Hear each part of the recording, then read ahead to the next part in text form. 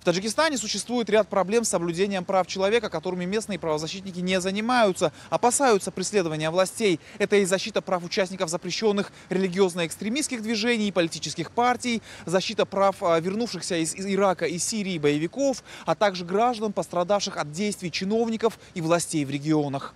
Сейчас есть достаточно много тем, по которым, даже если объявляются конкурсы на грант, никто не подает. Например, несколько раз и многие международные организации объявляли конкурсы, направленные на поддержку свободы вероисповедания, да, свободы религии.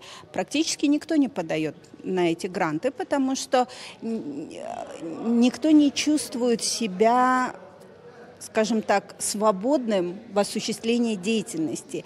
И нету такого ощущения, где может быть, за что могут привлечь, например, к ответственности, за что могут обвинить человека. По словам правозащитников, в суде сложно доказать факты жестокого обращения и пыток со стороны представителей силовых структур. Даже медэкспертизу для открытия уголовного дела удается провести очень редко. Прежде всего, это необходимо, чтобы была независимая система экспертиз, да? Когда не должен быть статус государственного эксперта, а тот человек, специалист, который имеет достаточные знания для того, чтобы доказать пытки, он мог в суде свободно высказать свое мнение экспертное, и суды должны на это обращать внимание.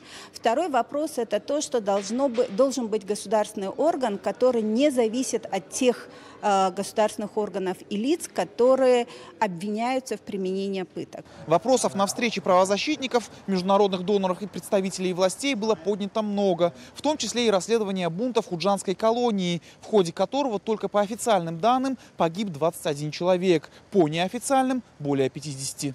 Здесь правительство может пригласить представителей общественной организации, чтобы они тоже посмотрели, чтобы были люди, которые руководят этой тюрьмой, были ответственны, да, вот за ситуацию, там, за условия, как они относятся к заключенным. Там. Так что это один из ярких примеров очень последнее время, на котором мы работаем совместно с правительством.